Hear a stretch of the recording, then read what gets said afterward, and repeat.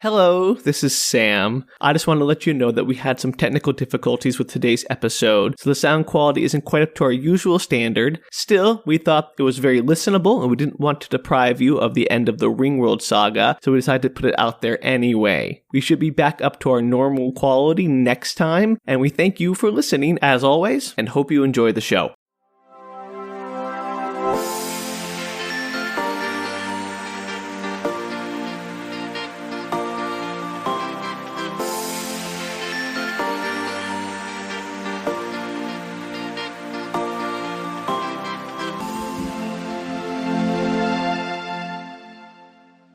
Hello and welcome to Book Retorts. I'm Sam. I'm Danielle. And this is the podcast where one of us will share a strange piece of media we found with the other who doesn't really understand what we're talking about.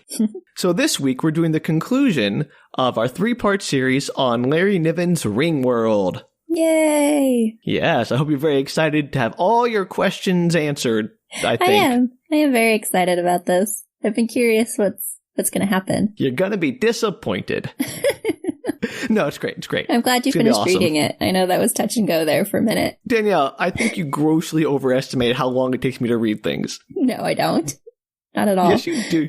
You're like, oh, I have to read something. Like, oh, are you sure going to have enough time in the 8 hours before when you get up and we record? Well, yeah, but it's a weekday. I mean, you have work, a life, stuff to do. I have hours in the day before work starts. Well, I don't know your life, Sam. Well, not well enough, clearly. I'm insulted you don't stalk me. But no, the book is finished, and so will this series be when we're done today. Very nice. Thank you. I brought it back on topic. Good bring around. But I am actually really excited to hear your summary of last episode, because that episode was a hot mess and there was a lot going on, and it was confusing me, so I can't imagine how crazy this is going to be. So, Danielle, please, let's hear about last time on Ringworld. Oh, to be honest, I only remember 2 things. Oh boy. I remember the very beginning, and then I remember something near the end.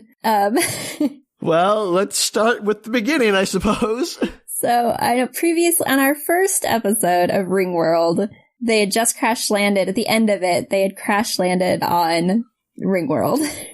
Yes. The titular Ringworld. Yes, the titular thing. The anomaly, apparently.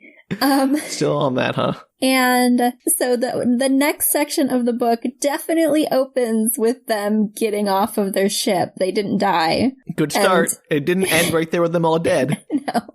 And they get off the ship, and I know there's something with the air, like checking the air, and Teela just decides to run out there because she's lucky and she's not going to die just because the air might be different. And lo and behold, she does survive. Yes. You remember Teela Brown has no sense of danger or caution because she's never had to have one because nothing bad's ever happened to her. Right. Because she supposedly has lucky genes. Yes. And not those traveling pants I always hear about. No, not those types of genes. And then, so they get off the ship and they go explore Ringworld. I don't remember anything that happens. Oh no, are you serious? I don't remember. They just seem like, don't they just wander around and then they find a castle? That's the part I remember. That is like the second to last chapter of the section we covered. That's the part I remember. Oh boy. Do you remember their names? Do you remember Teela Brown's name? That's pretty good. Okay, Teela Brown, and there was a puppeteer. It starts with a P. Pearson's Puppeteer. Pearson's Puppeteer. I always think it's more difficult than that. It's not, but what's its name? Neely. You're not even trying this week, are you? This is worse than normal. That was pretty good. I remember Teela, and I remembered that it was the puppeteer. Yeah, Nisus the puppeteer. Nisus. And I remember it started with an N. That's pretty good for me, Sam. All right, well, I'll give you half points. Thank you. And then Lewis, Woo, and his motley crew. Whoa, you got those. The rhyme helped. Woo! And there was the 4th one, which is the Kentucky. Your favorite. Yeah, that's not what it's called, though. Kazin. There you go. Kazin the Kentucky. I don't remember his name. Speaker to Animals. Oh, Speaker to Animals. Why is that so hard? I don't know. It's just English. Not even like made up alien name like Nisus. I think I still think it's because I originally confused Nisus and Speaker to Animals, like the names. As soon as they got names, I confused who they were. The names generally do make things more confusing. Yeah. But that wasn't the plot of the second part of the episode. I was just trying to make sure that you hadn't forgotten literally everything I'd ever said, because otherwise we're starting from scratch. No, I remember the whole first part. I just don't remember the second part. I'm surprised you don't even remember the sunflowers. That was your favorite thing. Oh, there were like the crazy glinty death laser ray sunflowers. Yeah. Oh no, I had completely forgotten about that. And I really did like the sunflowers. I know. That's why I'm like, Danielle, please. I'm doing this for your own good. I know. So what happens? They get off the ship and they're exploring. They fly around. There's a lot of like talk and speculation in this section. And then what's his face infighting leaves. And bickering and all that kind of stuff. Yeah. And so it starts... I mean, I'm going to have to summarize my summary from last time for you, apparently. So this is a little out of character for us, but just to make sure that we haven't lost everyone completely, I'm going to do the abridged summary. I'll add in when I think of something. Yeah, please do, because this is just going to be dull. It's going to be me talking for an extra 20 minutes during this episode. I'll make it a 20-minute summary. Just give us the rundown, Sam. Wow. How do I do this? So they're flying around on their hover cycles. They land at one point because they see other people on the ring, and they go up to them. Oh, people think they're gods. Yes, they do the god thing, and then they get ticked off at them because they say the wrong things, and they think they're false gods, and they kill a bunch of them and then fly off. Yeah, I didn't remember the killing them at all, but yes. That's going to be important, so I'm glad we brought that back up. Yeah, that probably was important. While this is all happening, they're still doing their talking about this is probably what this is, that's probably what happened here, and Lewis and Teela are constantly having sex everywhere. I'd forgotten about that too. yeah, that's going to be very important also. And at one point it comes out that the puppeteers living up to their name have been interfering in both the evolution of the Kizzen and human beings. Oh yeah. Yeah. Gosh, this feels like a really long time ago. This feels like a book I read 6 years ago that I'm now trying to recall. Oh, gosh. All right. Well, I'm glad we're doing this then. Do you remember what specifically the puppeteers did to humans? They bred them for luck. They're the ones who implemented the breeding lottery. So that they could, because they were working with the humans, so they figured if they were lucky enough that they could work with the humans and the luck would rub off, that they would be able to utilize their luck. Yeah, and use it to their own end. So bringing the lucky charm of Teela around to make their voyages more successful. So good. And they also interfered in the human Kizzen wars to try to weigh the scales in favor of humanity so that the more violent Kizzen would be killed off and Kizzens would eventually learn to live with other species in relative peace. That's right. And then the Kizzen is all butthurt about it. And then Teela's like, it's fine, calm down. Yes. And then Teela finds out that she's been bred for luck genes and she gets really angry. Yes, that immediate turnaround is great. And that's when Nisus runs off because he's like, oh, he's going to murder me if I don't run the heck out of here. And so, of course, Lewis and Teela have a discussion, and Lewis, tries to console Teela, and they have sex because that's basically their entire mode of interaction. Did you say this was going to be important later, that they're having sex everywhere? I mean, I don't know if it's important, but it comes up a lot. So I just want to emphasize how much the female character and spoiler characters in this story are purely there almost entirely for sexual purposes. I was kind of hoping that the sex somehow drove the planetary, it got tied into the... Yes, we have our sex engine that powers the ring. We must use that to escape. I was just curious. Never know. That sounds like a bad sci-fi erotic novel. It sounds like a 70s sci-fi novel. I think it's well within the scope of what could happen in this book. I'll give you that. It's like Barbarella, essentially. Well, unfortunately, no, it doesn't get to that point, but it's just a lot. So I try to make sure that opportunity. Yeah. And of course, the alien sexual practices come up a lot too in this book. So it's all up there for some reason. And that's the weirdest stuff. Anyway, so eventually they find a patch of sunflowers. The sunflowers burn Speaker to Animals very badly. They do this by focusing reflected light through their center seed bell, which is actually a reflector prism. Sorry, I can't believe I didn't remember that, because we had a 15-minute discussion about why they would keep these sunflowers on the planet. I'm frankly hurt, Danielle, that you remembered so little of my retelling. It's like you don't even listen to me. I remembered the beginning and the end. Okay, right. Because that's the only parts of any story that matter. I mean, it's where it starts and where it ends up. It could be worse. Hamlet. According to Danielle, Hamlet is sad his father is dead. Hamlet is dead. That's the whole story. The end. Yep. I would read Danielle's Cliff Note guides to various things. Just the beginning to the end. None of that middle BS.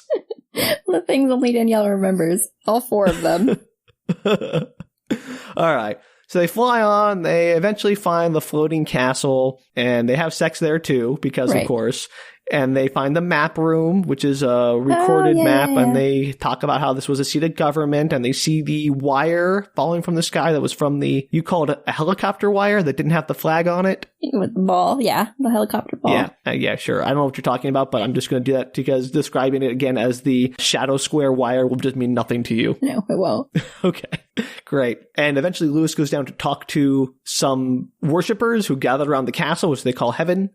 And he says, hey, what's going on here? And they're like, we don't know. And then the universal translators get burned out by some rogue signal. Oh, yeah, because we had a discussion about the universal translators and how those worked and why they were attached to the ship or whatever, as opposed to just we also had a long discussion item. About how the radio, there was like this is a restricted frequency thing came in and burned up all their translators. And how did that happen? Yeah. Yeah. Is that where it ended? No.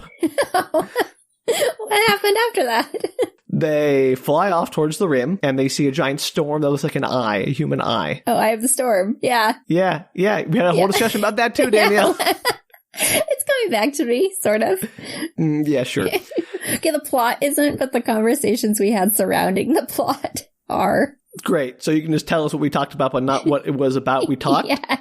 That made a lot of sense. Apparently how my brain works. So they fly into the storm, and Teela gets too close to this hole in the ground where the air is draining out and causing the storm, and she passes out, smashes her face onto the control panel of her cycle, which activates this emergency escape feature, very luckily for her, and it blasts her out into safety, but she's going like Mach 4 towards the rim of the ring. And that's where you left, when she was zooming off, and everyone else just sort of like, oh, there she goes. I forgot about that entirely. That was really bad. I think that might be my worst ever. Yeah, Danielle, you did better on Lords of the Sky, where even less happened of note somehow. I don't know. I just felt like they just kept going place to place in the second part. And so they did. But you didn't remember any of those places or what they did at any of them. I know. I just tuned it out. Apparently. Amazing. I don't know. Amazing. Yeah. Good job, Sam. I'm really glad that you're here to retell us the second part of Ringworld. So this really puts our whole shtick upended because now I'm summarizing my own summary from last week and I'm going to be telling you the new stuff. So I hope the listeners really love hearing me talk because they're getting a lot of it this week. Well, I added in stuff that I remembered. Okay. Yes. Pat yourself on the back there, Danielle. I will. Thank you. Oh, man. Good job not forgetting everything, Danielle. You remembered the beginning and the end. You remembered minus Teela. 2 things, one of which was of note. Great. Or the castle, sort of. All right. You know what? You didn't remember it was flying, so. No, I didn't remember it was flying. And I remember the guys who thought they were gods. Yeah, after I said it. Well, I knew that they were at the castle too, though, so I did kind of remember that. It's just that you retold it before I could say that. Oh, I'm sorry, Danielle. Did I not give you enough time to explain all the things you remembered? Okay, whatever. I forgot. You win. This is about winning, Danielle. Let's just move on before this goes on any longer. Everything's about winning, Sam. No. Oh, man. Okay. Well, in that case, you're going to be a fun co-host today. All right, what happens next? So Teela is shot into space. Not space, just the void. Just not even the void. Not into space, just off on her own in the ring. No, Teela is shot into the void of space. Okay, that's not happening. She's too lucky for that. So this chapter that we start on is called The Perils of Teela Brown, and we don't follow Teela Brown through any of it. Yeah, it's all about Speaker and Nisus and Lewis talking about Teela Brown. Why does this woman have no agency in this book? Gosh, we're going to get into that because there is an explanation. But also, kind of no woman has any agency in this book, and there's only really 1.5 women in this book, so it's hard to make a judgment call there. I'm excited to find out about this half of a woman. Yeah, well, oof. And also, to be fair again, and this isn't fair to the author, but fair to the world of this book, half of the women in this universe are non-sentient because they belong to an alien species that's non-sentient, which is not okay, but also explains why they don't have any agency. Yeah, we're not okay with that. Just FYI, everybody.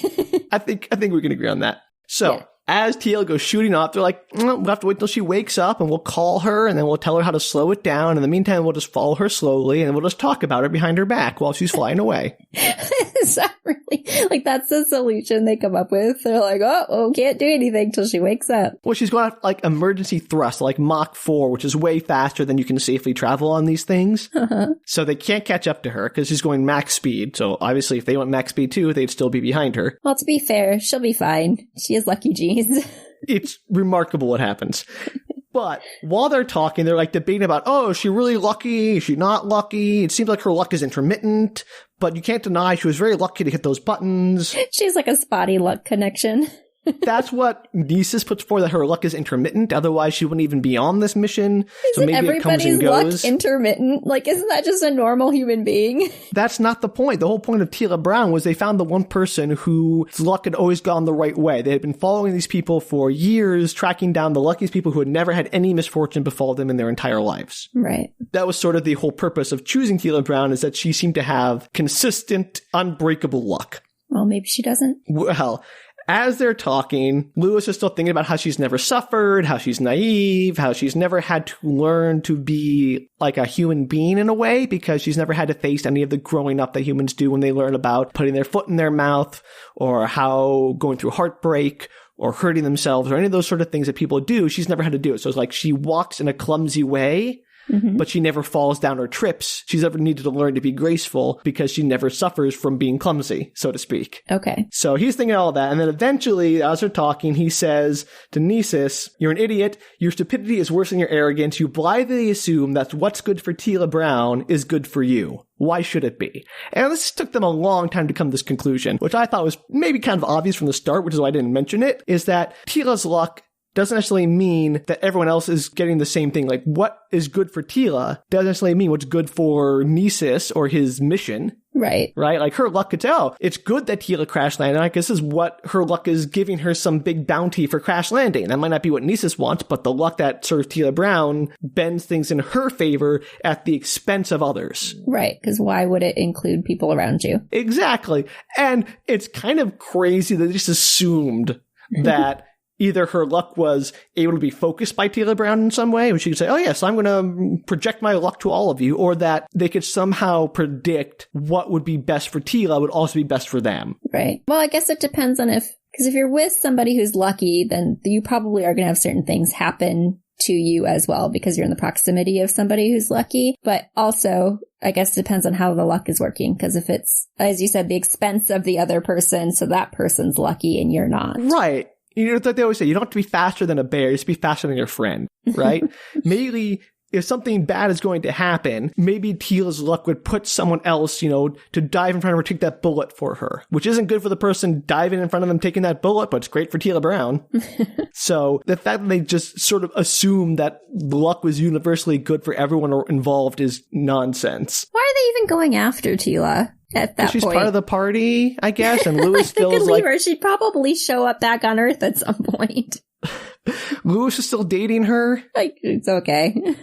And, of course, Speaker to Animals has his honors, like she's one of the party, no person left behind, that kind of thing.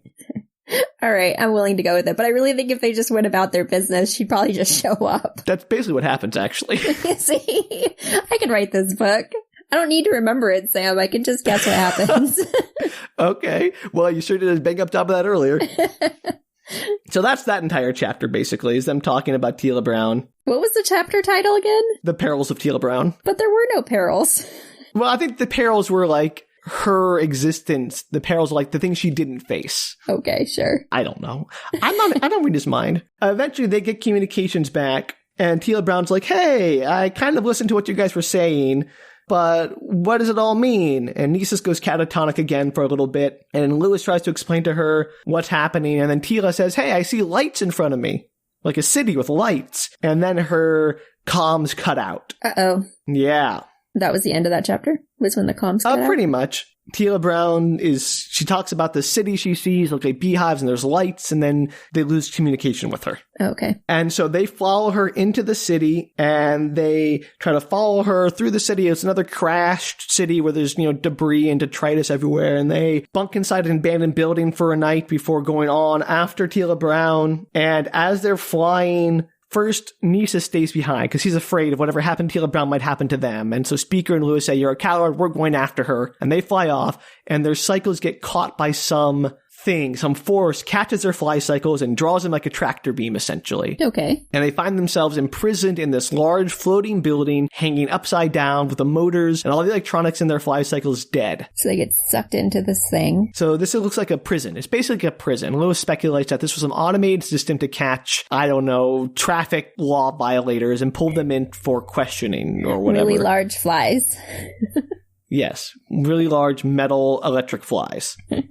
But, of course, now that it's unmanned, there's no one to let them out, and they see skeletons and dead things and all these, crash cycles that have been accrued over however many thousands of years things have been operating automatically, and they're just hanging upside down with no food or water, and it goes on for a very long time with them hanging upside down for, 3 days in this place. How come sometimes there's electricity working and sometimes there's not? The people or whatever, I meant the things that live there before, wouldn't they gather wherever the stuff's still working and still have some kind of civilization? Maybe. There's an explanation for this one specifically. I'll get to that. There is some explanation coming about how certain people consolidated resources and those were not shared. Okay. Sorry, I'm jumping ahead. You are. You're trying to find the answers. We haven't gotten to the questions. That was kind of a question. They're stuck for 3 days in this trap. Well, that's how long they're in there, but we're going to go back. So as they're in this trap, Nisus joins them. But first, Lewis sees somebody. There's a girl watching them. Nisus joins them in the trap, or Nisus joins them? He will join them in the trap later after Lewis sees that there's a person watching them. It looks like one of the Ringworld engineers. A woman who is bald except for a fringe of hair around the edge of her scalp that grows down long. And she kind of watches them with amusement. And they, know it's the engineer because I got that description earlier from the people, right? Right, and from the statue thing in the castle. Okay. And so she looks like one of the engineers, one of the original people. And he's like, okay, I guess I'll come in. And he manages to fly his cycle in there by cutting the engine so it doesn't burn out. So his cycle's still working. Mm-hmm. And the woman comes back and forth and comes and goes, and they watch her, and she starts throwing fruit to Lewis so he can eat, but she won't let them out. She doesn't trust them. She's feeding the monkeys. Yeah, basically. She's just throwing him out, and she throws him just out of reach. He has to sort of lean over dangerously to grab them while he's sitting on his fly cycle 90 feet up in the air that's dead. So if he falls off, he's dead. Mm-hmm. So she's clearly toying with them. She's got nothing better to do. She's been sitting on this planet for years. You have no idea how many years.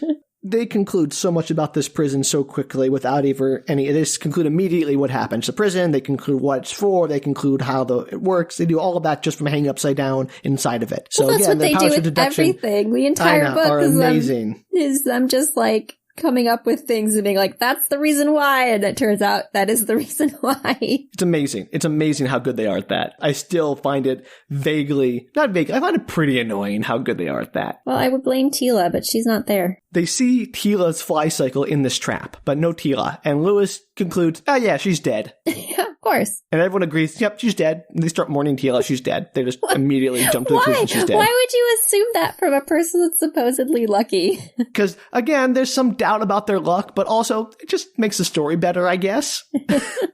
Is she really dead? Are you going to tell me? Oh, of course not. Absolutely not. No. Because that would be so weird.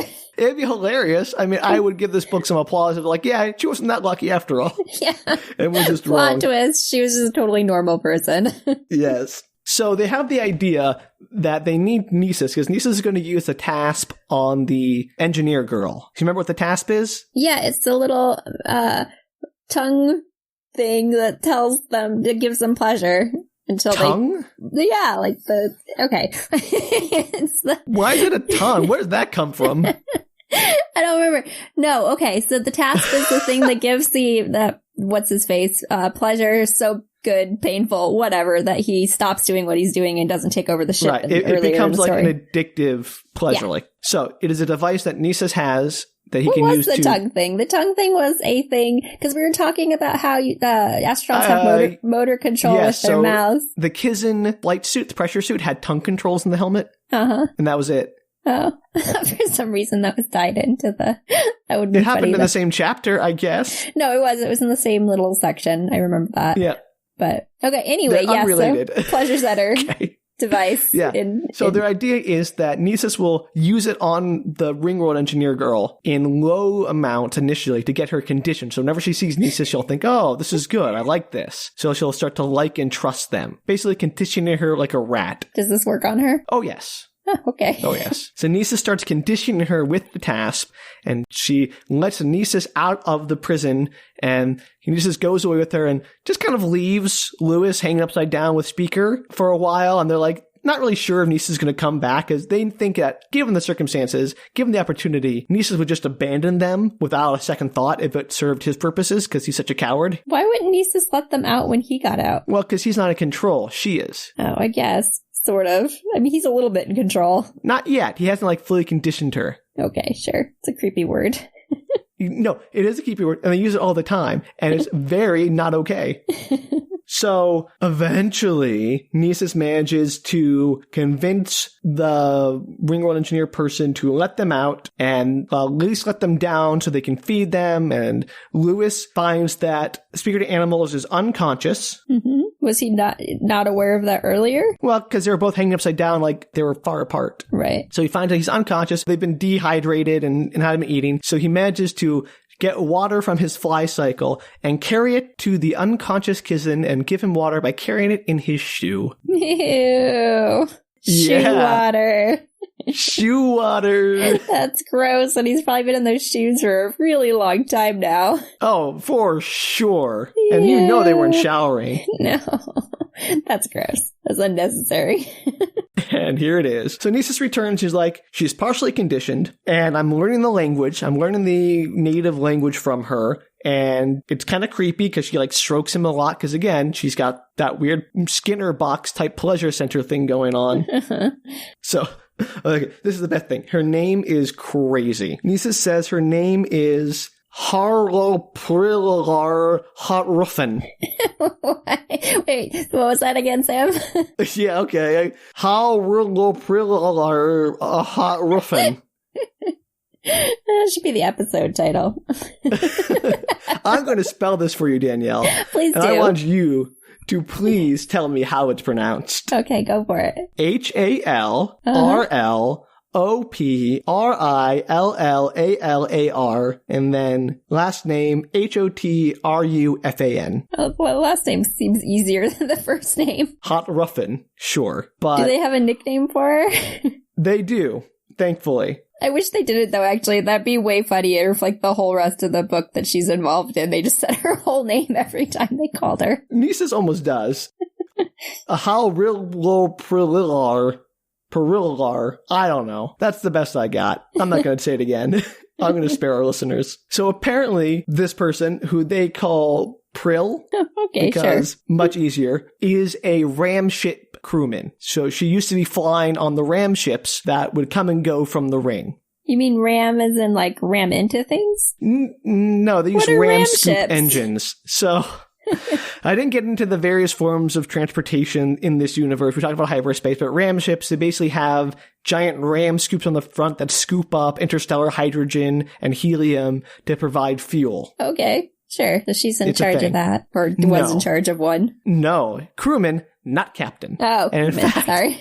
They had a 24-year cycle where they'd go out to the various planets that used to be part of this empire before they built the ring, and everyone moved from those planets to the ring and basically evacuated them. And they'd go around to all those different planets. She wasn't sure what they did because her job, which Lewis concludes immediately, is that she was a ship prostitute. Yeah, of course she was. Right? Right. She couldn't have been anything else on the ship. Well, so Nisus says she's not very intelligent, and then Lewis asks, do you think to ask about the ratio of the two sexes aboard the ship? And there were 3 women and 33 men. And he's like, oh yeah, that means she must have been a prostitute. She could be lots of things. Maybe it's just not a very female-dominated job. I agree, Danielle, but Lewis comes to the right conclusion that all women have only one role in space, and that's sex for men. Of course. Gosh, I wish I'd known that. Would have changed your plans about space travel, huh? Yeah, apparently. You're so eager to go to space before. I'm now you're double reread eager. Some old sci-fi and think of it in those terms. It's not great, Danielle. I don't recommend it. Not if you want to have a good feeling about gender roles in science fiction from the past. It's not there. Overrated. But Nisus tells a story about how they used to go on these cycles, and of course, while they were gone, it only took them 24 years, but since they were traveling at subluminal but relativistic speeds, it would be a much longer time had passed on the ring. So one time when they came back, the ring didn't answer them. Civilization had fallen, and they crash landed basically on the outer rim of the ring just outside the giant walls. And the crew was ticked off at the captain for landing because they never landed without the express permission or the electromagnetic traps that would slow the ship down. They killed the captain. They mutinied. And they spent a lot of time reopening the quote-unquote airlocks, which were sort of osmosis generators that we'd use to phase through the material of the ring wall. And then they found themselves trapped on the inside of the ring, where everyone else is, with no one left. The whole ring descended into savagery. So they have no idea at this point, they have no idea what happened while they were gone? It comes back to that, actually. They don't know yet, but as they're traveling, they do the god gambit. So they travel around pretending to be gods. As one does. As apparently it's the oldest trick in this book, and it works every time. So while they were repairing the machinery to phase through the wall, they had some accidents, and something like 7 crewmen were rendered mentally deficient. Accidents with air quotes? Yeah. One of the beams that makes things less dense so things can pass through them killed some crewmen and rendered a bunch of them idiots, in their words. It did severe brain damage. Oh, at least they didn't die, I guess. As they're traveling around in this group, they start leaving behind the brain-damaged people as gods in various villages. And their reasoning being that if they're revered as gods, they'll be taken care of, and they're probably too stupid to do any real damage as gods. I guess. Is not good. It's not how it works. Yeah, that seems like a very questionable thought process. It is very questionable. And so they travel around a lot, and Prill is trying to get back to her home city, which she is now. That's where they are now, was her home city before she left. She's one of the people they dropped off? No, she's not an idiot. Okay. Well, you said she wasn't that smart, so I wasn't sure if she was also. No, she wasn't one of the people who was brain damaged. Okay. But they were traveling around, her goal was to get back to her home city. And they're all traveling around, they start splitting off. Some of them decide to settle in certain places, some of them decide to keep going. And eventually she makes it back to this place. She gets this floating prison back up and running because she picked up some mechanical engineering stuff from her time on the ship. And she doesn't seem that unintelligent. I know, Danielle. I didn't say it. Nisus said it because he's a jerk.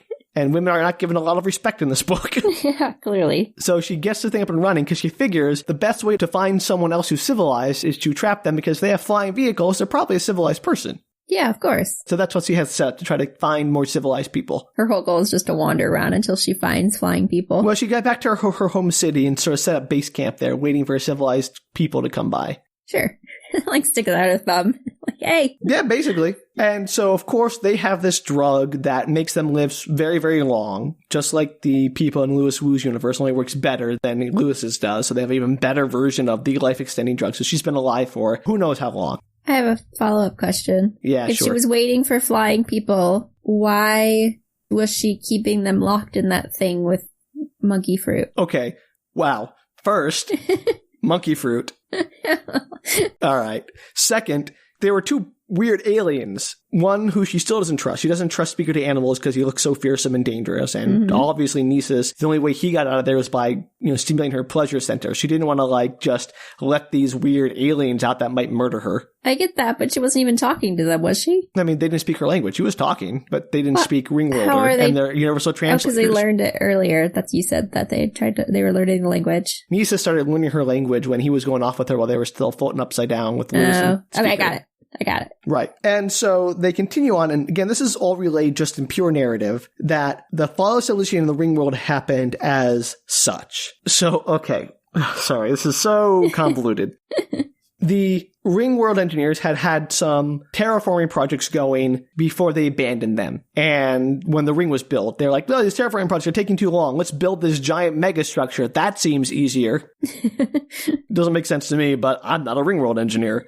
And they abandoned those projects, and there's some speculation by them that Earth might have been one of those abandoned terraforming projects. So, hey. But anyway, when they abandoned all their old worlds to come to the new one, they didn't bring everything with them. They left behind animals and plants and things that wouldn't live on the Ringworld very well in the environment they had set up. And they left behind museums and stuff like that. So they send these ram ships out to go and collect things, exotic goods and museum artifacts, and slowly try to bring them back to repopulate and move it. So think of like an extended moving service where it's taking several trips to move things from your home to your new home. So you're telling me that they like terraformed these planets, or like started to terraform these planets and then made museums before they were even done terraforming the planets? No. So they abandoned some planets after trying to terraform them halfway, which might have been Earth. And they had other planets they were already living on that they abandoned when they built the ring. Okay. That makes more sense. I was like, why is the priority a museum before terraforming? That's a valid question, Danielle. I'm sorry. I should have been clear about that. That's on me. Okay.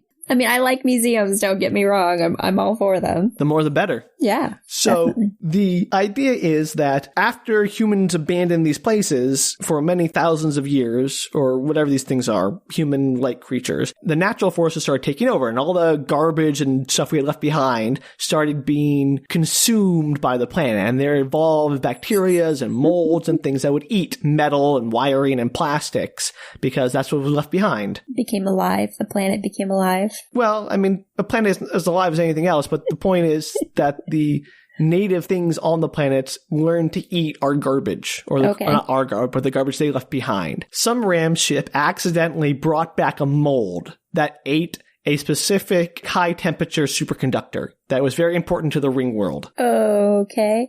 Didn't we talk about this in a previous episode where we were talking about, like, how, sterilization and everything? So Lewis, this is good. So Lewis had the idea that it was colonic bacteria from people's colons had mutated, and since they had brought no other bacterigens with them to this Ringworld, they had no defense against it. Anything works.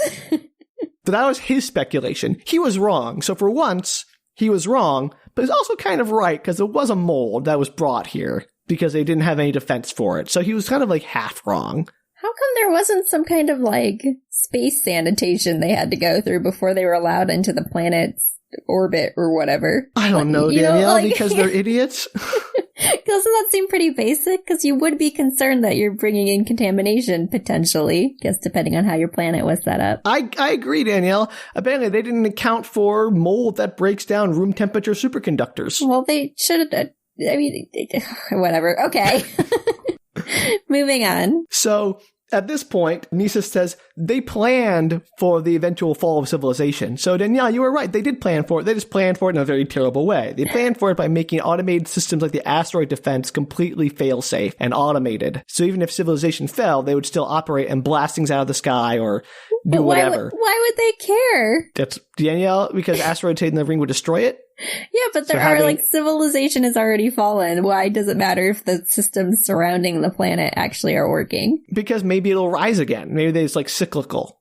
Sure, okay. They talk about this cycle of barbarism and civilization happening, like a boom and bust cycle of civilization. Sure, and I agree that maybe eventually they would like recoup and maybe, I mean, that's how societies often work as they get more and more advanced, but like that's an intensely long process. That's quite the Well, this thing isn't intensely long. I mean, this project is massive. It's meant to keep them alive for literally forever. We're talking billions of years. Okay, sure. I mean, it's not a small project. So they were thinking on that scale. But not on the day-to-day, apparently. No, not at all. So this mold eventually spreads throughout the ring and starts destroying their power sources. And when this power fails, all the cities sort of fall at once, which begs the question, why build floating cities in the first place? That just seems like you're asking for trouble. Yes. Especially ones that are dependent on an external power source. And they can live on the ground, right? Because there's other people. Yeah, there's like people doing it now. The floating cities make no sense. They just made their cities float so that they could crash later. Yeah, that seems questionable. So during this process, this decline, certain, powerful groups and political groups would steal portable power systems or self-contained power systems, and that's how the floating castle is still floating, how this police station is still working, and everyone else is trying to be left in the dark until those eventually failed too. So it didn't all fail at once, it kind of failed in steps. Well, the main power source for the ring failed at once, but there were a few smaller portal, the battery-powered stuff, and they didn't fail, but that also started to go. And so that's where the ring is now. It was not a gut bacteria, Lewis. It was a superconductor eating mold. You should have thought of that. And nobody figured out how to defeat that or just live on the ground or a different form of electricity. So Nisa at one so point says questions, the Ringworld Sam.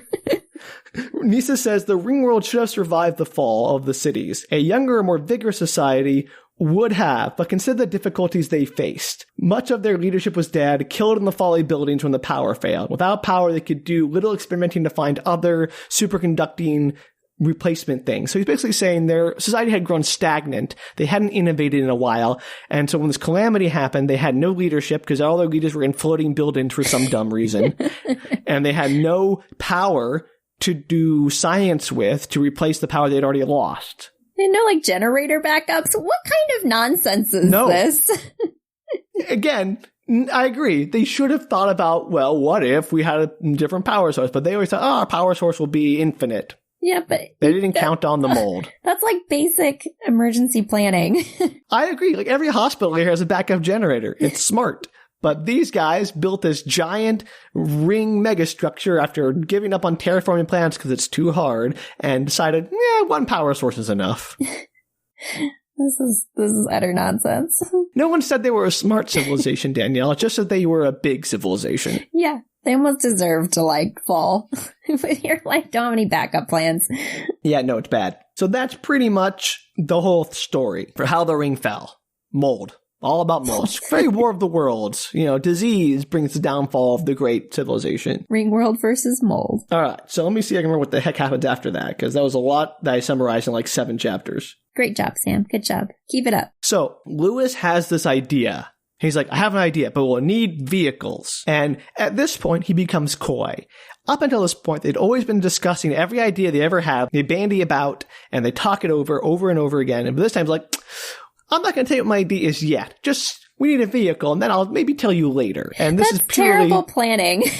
Yeah, no, this is purely just to keep the reader in suspense. There's no reason he wouldn't tell all his friends this. He just doesn't for no reason.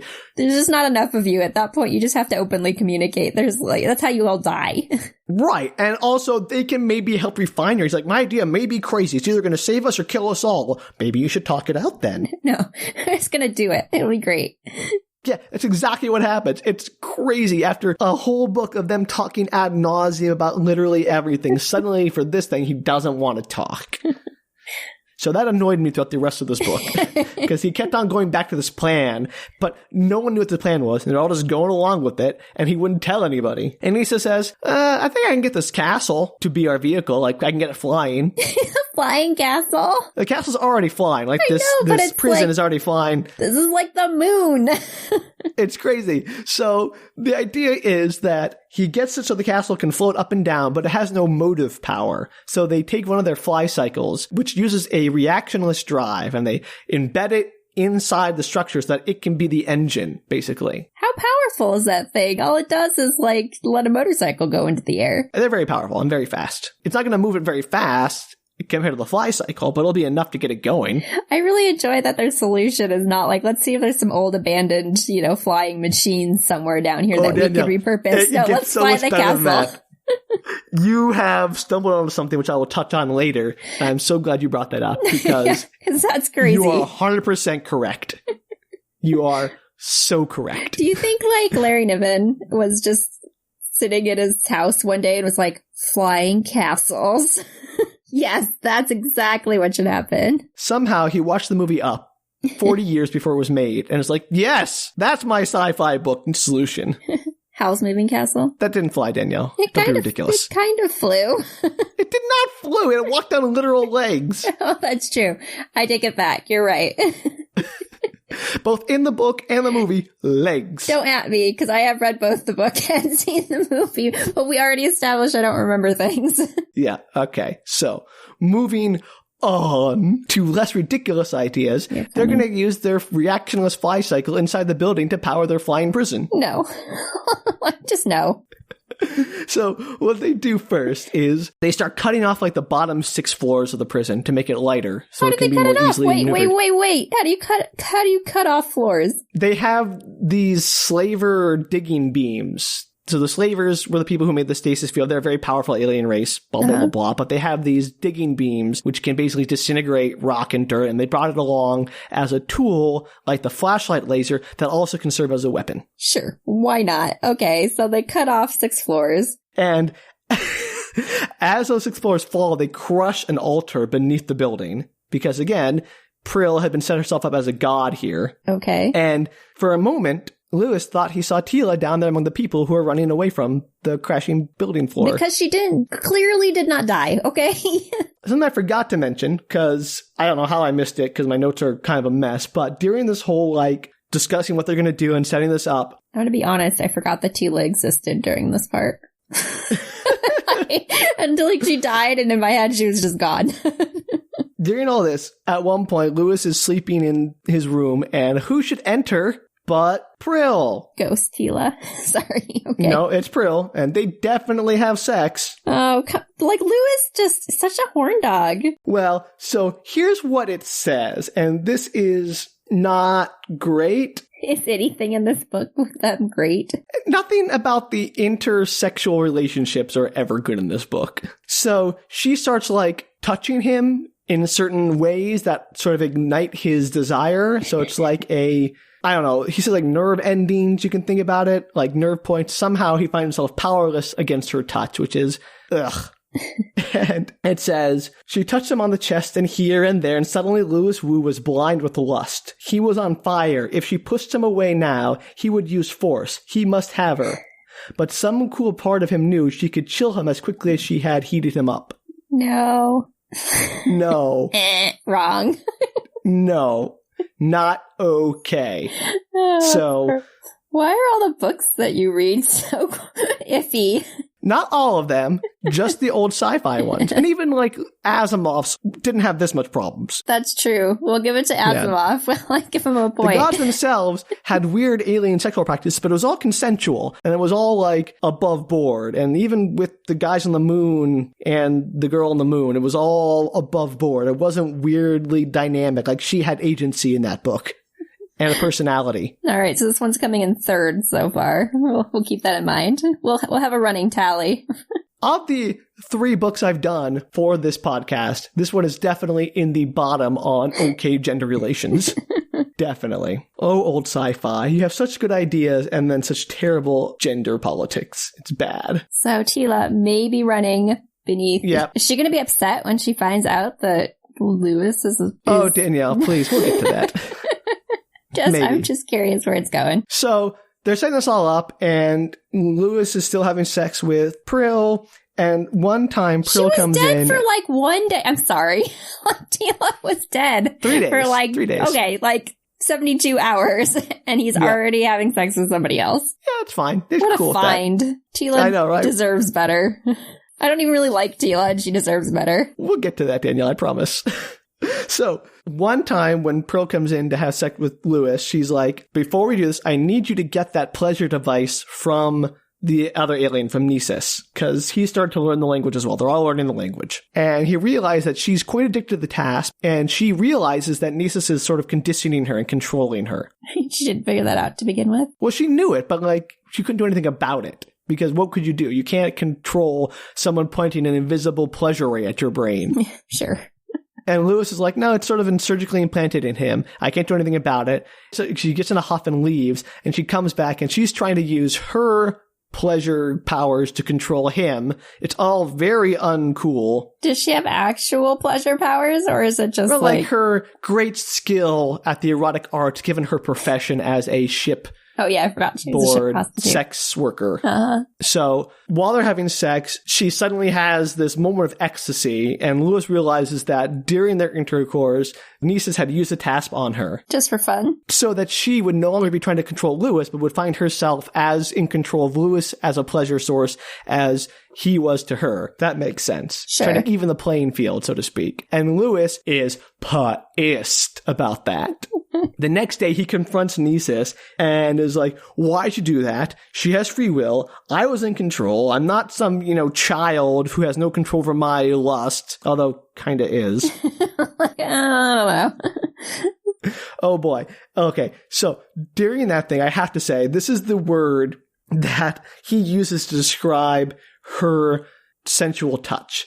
He says, her touch was a joy as thick as syrup. So that's gross. Who knew that this was going to play such an important role later in the book? I know, right? I wish it was the sunflowers, but it's the task. Yeah, he had so many good things in this book. Why did he run with this one?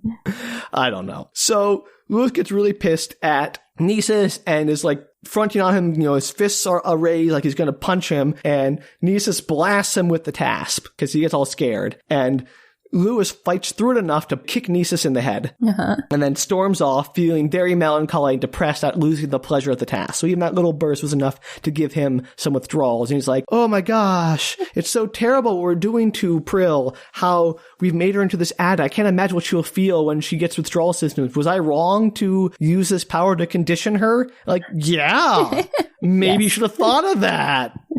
But now he feels regret because it happened to him. Yeah, that's an ongoing theme. Yeah, I know. None of these characters have empathy towards others. They don't, unless it happens to them. Then they realize, oh yeah, this sucks.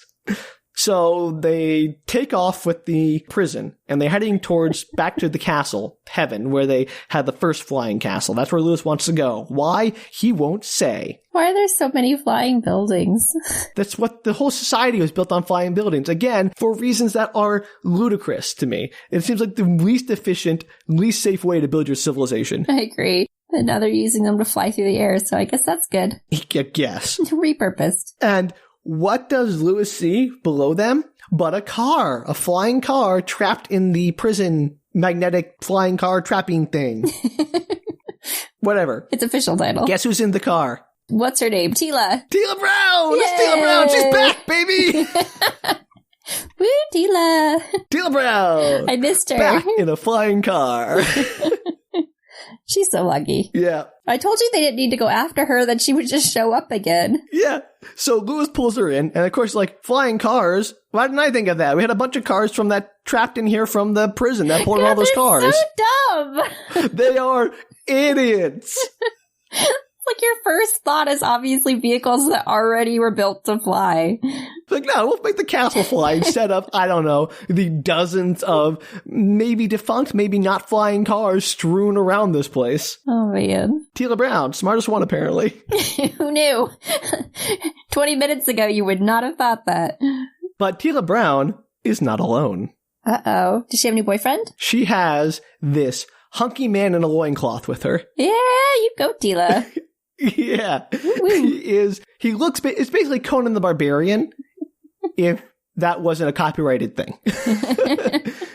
He's a buff dude with blonde hair and a big black iron sword in a pale loincloth, animal skin thing, barefoot, the whole works. Sounds like she's really stepped it up, so I'm proud of her. Clearly she's traded up. He is also not that bright, as described by Teela, because okay, apparently everyone's an idiot on this planet. Or ring. So what happened to Teela Brown, you wonder? Well, her fly cycle went flying off. It got caught in the trap for the prison, but she manages to get off her fly cycle before anything bad happens, of course. And then she sits down on a bench and starts crying. She cried for hours. I was afraid to move away because I knew you'd be coming for me. Then he came. And that's when Seeker, that's the name of her new friend, found her and comforted her even though she couldn't speak his language. And she immediately trusted him right away because Teela Brown doesn't know any better than not to trust everybody that comes up to her. Well, they're lucky. I mean, she's lucky, so everybody that comes up to her is fine. Exactly. And apparently Seeker is a hero. And you could tell because you didn't need to see him fighting dragons. You need only see his muscles. The height, the black metal sword, the strong arms, the whole works. I was going to say, because he has muscles, obviously. Yeah. And he is very, very old. He's older than even his grandparents remember the fall of civilization or something, because he got a massive dose of that life-extending drug. Mm-hmm. And he is on a mission, a quest, because we got some fantasy in my sci-fi. Long ago, Seeker took an oath that he would walk to the base of the arch. So remember how the ring looks like an arch if you can't see behind the sun? Yeah, sure. So his quest is to walk to the base of an arch, which it isn't because it's a circle, so he's never going to accomplish that quest. It's like trying to sail the ocean. Trying to find the edge of the earth, right? Yeah. Yes, exactly right. So his goal is to walk to the edge of this world, and Lewis laughs, and she's like, don't you dare tell him that that's so mean. Stupid. Because he is doing good. He's walking around during his quest and he's doing good. He's helping people. So even if he never accomplishes his goal, what he's doing is good. And you'll crush his spirit if you tell him that his whole quest is a fool's errand. Sure, maybe. Maybe he could devote himself to something else, though. You would think. But apparently he has a few simple skills and so on and so forth. And Teela wants to go with him. She wants to become his companion as they travel the Ringworld, doing good deeds and questing. That's her new ambition. Yeah, sure, why not? And so she's like, I tried to tell him about you, Lewis. When I had to get to the floating building, he got very uncomfortable. And she realizes that Seeker thinks that Lewis owns Teela, because apparently there's slavery for women here, and they just accept that that's a thing that exists on the Ringworld. So, okay. More great things for women in this book. And so she wants Lewis to, quote unquote, sell her to Seeker so that she can go off with him and he'll be okay with it, because otherwise he won't sleep with her anymore. He was already sleeping with her, though, right? Until he found out about Lewis. Oh, okay. Yeah, that is what's happening there. And this is where the heavens open up and Lewis Wu has this big epiphany about Teela Brown. You didn't have enough of these before. I know. All her luck was bringing her to the Ringworld. This was her destiny, to meet Seeker, to be in this place, because she had to learn things she couldn't learn on Earth or anywhere in known space. She is a puppet. She is dancing to her luck. She has to learn how to be a human by suffering, by learning how to suffer, by learning how pain works, learning about other people and their suffering. And she was never going to have the opportunity back on Earth where everything is sort of civilized and convenient. So her luck is bringing her here to make her into more of a complete human being. That's that's such a huge jump. It's like Eat, Pray, Love for Teela Brown, where she has to go on this journey and suffer to come out as a more spiritually whole person. Yeah. Why? Why is that good for Teela Brown? Why does her luck want her to be a more spiritually whole person? That is unclear. Why can't she just be a spiritually bereft but awesome person who never has any problems? That's just assuming so much on, Lewis is just assuming so much in that, that's the ultimate goal for a human, is to, suffer and learn things and become a more complete, quote unquote, person. Like you said, she could totally be a happy, fine person just as she was. So he just goes off, and Teela's like, I don't know what you're talking about, but I don't care. I'm going to stay here with Seeker, and he's super hot, and we're super into each other, and this is great. Man, this book is careening towards an ending. I'm super curious where it's going to go, because I don't understand how this book is even close to an ending. It is super close to an ending. It's one of those books that doesn't actually end. It's just like a weird open-ended thing. It is. Oh, man. So, after this conversation with Teela, they're getting close to heaven, which is the floating castle, and what Lewis wants is the wire. The wire that's been falling from the shadow squares, the wire that lacks a helicopter ball. Uh-huh. Thanks for sticking with that. Well, I figure it's the only way to get you to understand what I'm talking about. I knew what you were talking about, the wire. There's only one wire.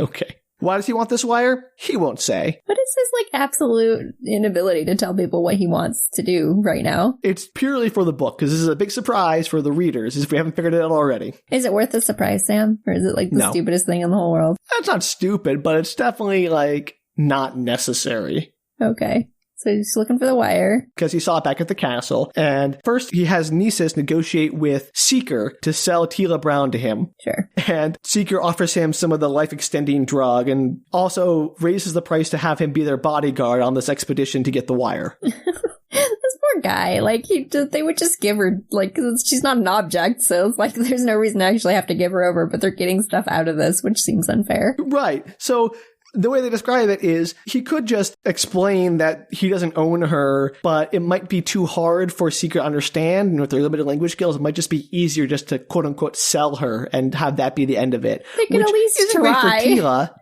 because then Teela is owned by Seeker, and that's not okay. Yeah, they don't even try. No, they give up immediately. They're like, I'm going to sell you. It's fine.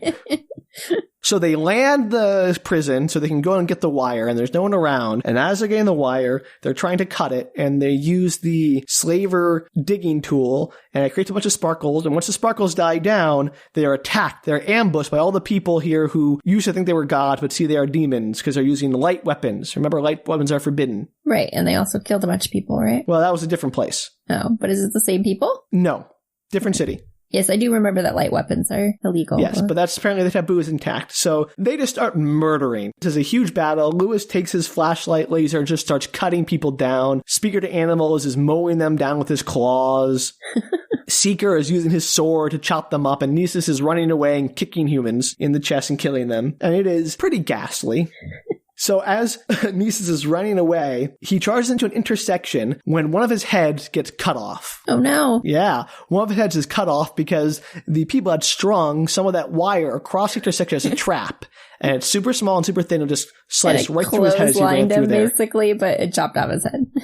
Yeah, that stuff you can't handle it with your bare hands. It'll cut your fingers off. It's that kind of sharp and fine and strong. Well, Nisus had 2 heads because he didn't need both. And later, which we'll get to, but I just want to put it here, Lewis speculates that Teela had to see one of her friends mortally injured to understand about loss and pain and all that. And it's Why is everything done just so Teela has some kind of experience in life? Danielle, this book, although it doesn't explicitly says it, I believe it's implying that the entire book is Teela's book. Like, everything that happened, the expedition, I wouldn't be surprised if they found the ring because Teela needed a place to go to learn how to be a quote-unquote more complete person.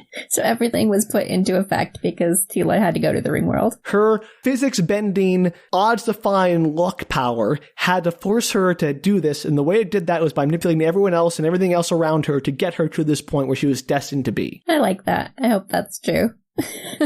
But she has the least agency and the least sort of interesting arc of anyone in the whole book. So, well, because you're it's sad the book is all about her. You're getting into this discussion of this idea of like luck or whatever. So the luckiest place for her to be, or to be the most whole human or whatever, supposedly the Ringworld. In which case you start to get into a conversation about fate and fate versus luck. And if it's... Yeah, that's fair about like what is destiny and what we have control over. But she is just very one-dimensional. Right. And we spent so much time with Lewis when I'd be much more interested to see Teela's perspective as someone who is learning that the world isn't all, charm and glitters and rainbows just for her. But we follow Lewis around, who is less interesting. I mean, it's still kind of glitters and rainbows for her. Has she had any real hardship that she hasn't survived from? She has to come to the Ringworld to learn about hardship. She'll survive, but she'll have to learn the hard way. Like, she'll get to burn her feet. Sure, but I know that they're saying that, like, Earth is an easier place to exist, but lots of bad things happen on Earth. So Lewis later describes her as just what any puppeteer would give his soul to be. She can't be injured. She can't even be uncomfortable unless it's for her own benefit. So finding your limits is part of growing up. Teela couldn't grow up, couldn't become an adult without facing some kind of physical emergency. But she hasn't. Like, if she really has luck genes, even if she's on a different planet entirely, she's still going to have the same experience. This is very holodeck about, like, if the dangers aren't really real, is it actually an experience? Right. Like, she's not gonna, she just got shot into space, yet she still survived and met a hunky new dude. Like, how hard is life? She's got a pretty charmed life, but maybe it's just a little bit less charmed. I guess not that her life is any less charmed, but that she's seeing what a non-charmed life is. Even if she's not experiencing it. She sees other people get hurt, so she can learn about pain by not feeling it herself. Yeah, I'm just not convinced that she couldn't have also experienced that on Earth, but okay. Apparently not. I don't know, Danielle. This is what the book is saying, not I. Okay, so the book's really Teela Brown's book. It is. It's actually, surprise, that's the real surprise. It's all about Teela Brown. So they all run back to the ship. Lewis scoops up Nisus and ties a tourniquet provided by Teela Brown around his neck because he didn't have a belt on, but she had a scarf she could give him. Of course. Because how lucky is that? And while they're running away... Where did they tie the tourniquet? Like around his neck? Around his neck. Yeah. He has 2 heads, and his brain is not in either of them. I knew that. It was in the hump in the middle or whatever, but I didn't know how long the necks were. They're like arms, or like neck arms. Uh-huh. That's why he uses it for hands. His mouths are hands. Oh, I don't know if I knew that. I think I mentioned it. Like his lips have little like finger protrusions, and he uses that to manipulate things. Oh, sure. Okay. It may have been very back in the beginning of the first book. When you described him, I remember. First section, yeah. Anyway, they scoop him up, and Lucky, Speaker to Animals, grabs the end of the spool of wire, the one safe place to grab it, and brings it on board. And Lois is like, yes, we got it.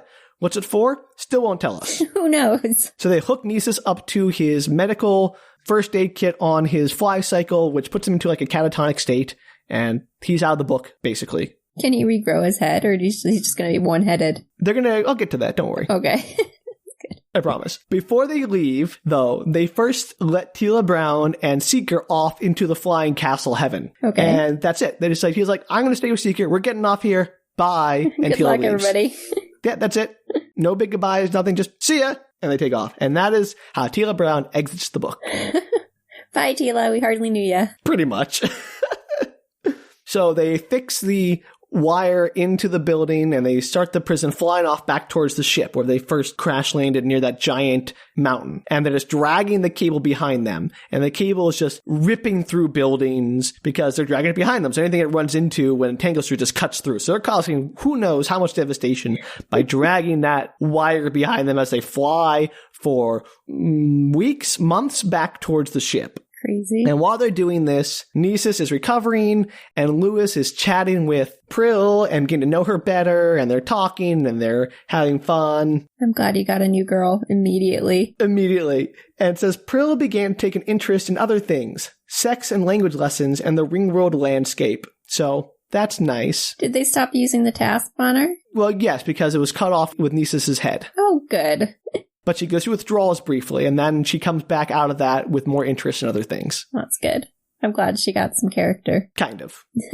So they come across the field of sunflowers again, and she's delighted by them, and they take one, they put it on the roof of their prison just for funsies. Wait, no, why? I don't know. That's a terrible idea. It says, dodging the plant's frantic attempts to ray them down, they dug up a foot-high bloom and replanted it on the roof of the building. No. Just for fun. They're just bringing their murder plant with them. That's how they ended up with an entire, field full of them in the first place, so they didn't destroy them when they should have. They're going to cause an ecological disaster. It's a bad idea.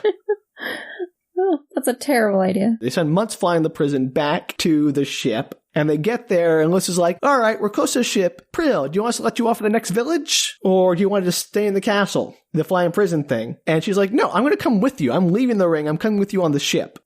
Okay. And Lewis is like, are you sure? You won't really get my people. This has been a different civilization than yours. Like, I'm sick of living on this fallow civilization. I want some real civilization. I can adapt. And also, who's going to keep you company on the ship? Are you going to have sex with the Kizin? I don't think so. He's like, good point. And that's it. I mean, I wouldn't want to stay on the planet either, I guess. There's nothing there, really. Yeah, her whole civilization's gone. So we'll just drop you off at a village? Like, no, thank you. So they get back to the ship, they bring Nisus inside and put him into the auto dock, which has extra heads and extra organs. Like extra that they can just graft back onto him. As all donor ships organs. Have. They were clearly grown from his own body. They're clones, basically. They're cloned organs and head that they can use to replace his lost pieces. So question, how do they replace the head? Is it screwed on? Does it? I'm sure the auto dock grafts it on. It's like an automated surgeon thing. Okay. I don't know. They just dump him in there and that's it. That's the last he's mentioned in the entire book. I guess it doesn't get a new task. It's hardwired in there already. I don't know. It's just curious. It played such a pivotal role in the book. I mean, who knew? Unfortunately. So, this is where Lewis sets his plan in motion. He takes the wire out from the building and he ties it around the building first, the prison, and then he loops it into the ship. How does it not cut the building or something? It's a good question, Danielle. It's a good question. I think they have it's a plastic polymer. I forget. But the ship is immune because it has a special hole that's impervious to everything. We talked about that. Oh, sure. And so he wraps it around the ship. He ties it around the ship, basically. And he tests to make sure the airlock, when it's closed, will cinch the wire down tight. And his plan is to drive the building, the prison, up the mountain. No. Because he has a theory. Remember, the mountain wasn't there on the tapes before. Uh-huh. His conclusion is the mountain was an impact crater. Some moon-sized object slammed into the back of the ring and punctured a hole, and the ring deformed and made this giant mountain before punching a hole in the top of the mountain. Oh, okay. Was there any way they could have, explored this first to confirm their theory before they decided to, slingshot up it? Probably. This seems but very they didn't. dangerous.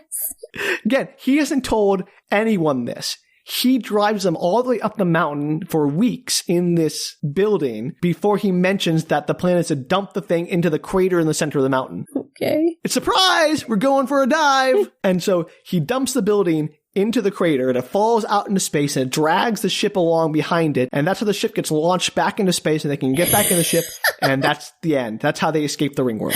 No! What? Why? Yeah. So that is it. And while they're driving up, they're talking their philosophical conversation, speculating about, what are you going to do with your hyperdrive when you get it? Are you going to try to take over the universe as the kids? No, we're going to be good. And Teela Brown is going to be fine here because, remember, the ring blocks neutrinos, so it'll protect her from the core explosion. So she can live here for another 10,000 years probably and be perfectly safe. And then they fly out into space. Give her 2 weeks to be are you sure you want to stay on this planet forever? Nope. She's convinced she's staying with Seeker, her hunky new beau, and they are going to have fantasy adventures on the Ringworld while Lewis drives a building through a crater so that it can drag the ship into the crater, which launches it into space. That is so creative. Good job, Mr. Niven. And that's how the book ends, with him dumping the building through the hole, and then presumably the ship gets dragged behind them. It's so weird. Do you think, because they're going to explore this anomaly, they go to Ringworld and find this thing, but it really has no impact on anything, and then they just escape, and that's the end of the story. I mean, they mention this, and he's I have enough information. I just need to get back now. I know about why the ring was created. I know why it fell. So, that's all I really need to know. That was wild. I don't think is enough. But yeah, they basically just land there, and he even mentions that if they had just climbed up the mountain first before going on this whole adventure, they could have avoided this whole problem. They could have just towed the ship up the mountain with the fly cycles and dumped it through the hole and escaped day one. Yeah, there's so many. Why? And it wasn't until they were in the weird prison thing that he had the idea to go drag the ship up the mountain. Why did he have that idea when he was in the prison? I don't know, but he did. It's a crazy idea, too. Yeah. And that's crazy they wouldn't tell anybody. Yes. Why? That seems like something that would be more helpful if everybody knew what to do. Right. They'd be no, maybe we should drag it up this way. Maybe there's a faster way to get back. Maybe we could use a car like Teela Brown had. But no, he had to drive a building up the freaking mountain and jump it into a crater. That's insane. I did not see that coming. So that's Ringworld. That's the book Ringworld. Remember, Larry Niven originally intended never to write any sequels. So that was supposed to be the whole self-contained story. But there were sequels. Oh, there were lots of sequels. I wonder what happens in the sequels. Well, if you want to find out, you can read them. Tell me then. Not entirely sure I do, but that might be a fun follow-up episode. I'm sure they're just as weird. Yeah, hopefully women are treated better in those. Yeah, fingers crossed. Oh, so yeah, Ringworld. Ooh, wow. A lot goes on. That was impressive. Yeah, there's a lot of superfluous information in this book. Yeah. I get that you want to build a universe and talking about the Kizin and the puppeteers. Remember how they went to the puppeteer home planet and it was that Kempler array and all that? That doesn't really play a part in the story. So I guess it's interesting background information. It is. But this book is 80% background information. We learn about the fall of civilization, the big mystery. It's just oh yeah, there was some mold, and we get a whole big exposition dump about, they brought a mold and it destroyed their superconducting material. I don't know. I'm surprised that I know they had a battle with the people on the planet, but I'm surprised there wasn't either more of a mystery or more of a Right, that's what I'm getting at. Yeah, something bigger. Yes, it's all interesting. It's all oh, yes, this is an interesting, situation. It's an interesting mechanism. This ring is an interesting structure theoretically. But the story that surrounds it is less compelling than the thing itself, if that makes sense. Yeah. Well, I think story plots usually kind of arc, and maybe it's just the retelling, but it just kind of feels like it doesn't actually arc. It just kind of goes up and then stays level for a while, and then they escape. There's like little arcs, but not anything big. Yeah. Well, there aren't a lot of character arcs. Like, Lewis doesn't really learn anything. Yeah, Nieces doesn't change. The Kizzen doesn't change very much. Teela is the one who has the biggest character arc, but she is like the least impactful in the story. Like, she spends the least time with her thoughts and her feelings discussed. Yeah. And I was thinking more like plot, but you're right. The characters also don't particularly seem overly developed. I mean, again, it's fine. They do the job. It's just kind of interesting how I think this book is so enduring, not because of the amazing characters or the amazing story, but because of the amazing ideas. Right. And I think I was interested while you were telling it. I was curious about the story and the Ringworld itself. It's just interesting. I'd never read a lot of books where the concept is so interesting, so that it overshadows like everything else in the book. Yeah. I mean, but it's still, like you said, it's enduring. People still read it. People love that book. Yeah, and they should. It's got a lot of good things. Got some problematic things in it, obviously, but still got a lot of really interesting and good things to it. And maybe the sequels make the characters and make the story more compelling as well. Maybe they flesh out that history. Maybe our listeners know. Yeah. If we should read the following books, if Sam should read the following books, or I should. Don't put this on me, Danielle. And describe them to Sam, please let us know. Are they worth a read? Did all your questions get answered? For me? Yeah, about this book. Did that ending answer all your questions? No, I am very curious why so many of our stories seem to want to shoot objects into space or like drive them away. That's 2, Danielle. That's 2. Weren't there 3? What was the third one? I know. I don't think there was a third one. It just feels like there's been a lot of them. There's literally been the moon in The Gods Themselves, which is still my favorite. Plan to drive a celestial body into deep space. I thought there was one earlier in this book, or perhaps another one of our episodes. Oh, yes. In this book, the puppeteers were driving their entire star system. Yeah, like what? Yeah. But that's the same book, so I don't know if that counts. It definitely counts. You can use that same concept multiple times in one story, which they just did. All right, but does that count as 2 separate things? Or is it one? You know what, readers? You let us know. Does that count as 2 instances? All right. Well, all right. Listeners, you let us know. Does that count as 2 separate instances of driving celestial bodies into space, or is it one because it's in the same book? I think it's 2. Settle this debate. Sam seems to think it's 1. I could be convinced it's 2. I'm not willing to concede that yet. Okay. I'm not willing to inflate our numbers that far without our numbers. We have a tally count of how many things get rocketed into space or driven into space. That shouldn't be. To be clear, there's things that should not be driven into space, like planets and moons. Yep. So we have 2 or 3 on our checklist. We'll have to see what we get to from our entire podcast run. 4 years from What's now, the we third? have 28 things that have been driven castle, into space. That would be, if I can, if you know of any really weird books or stories or movies that involve driving things that should not be driven into space, let us know. Maybe you'd want to do them on the podcast. Yes, we'll give you a shout out. Absolutely. And if you want to reach us, then you can do that at bookretorts.com. Or on Twitter, Instagram, or Facebook at bookretorts. We always would love to hear from you for any reason, but most particularly if you have some answers to our many questions about this book or to correct anything I got wrong, let Danielle know. Yes, please do. Until next time, bye. Take care, everybody.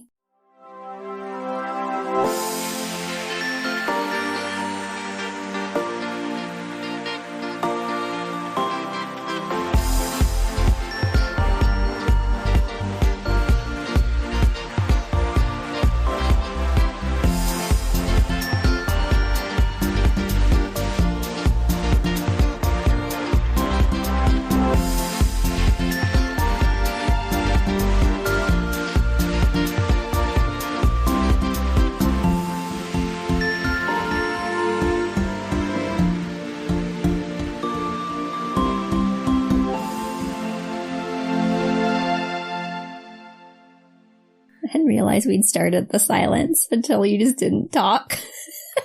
And that's why you were tapping things, huh? Yeah, I moved it and I was like, oh wait, I think we're supposed to be quiet. Oh gosh, all right, let's start that over, shall we? I just moved the microphone a little bit. Yeah, I heard it. Okay.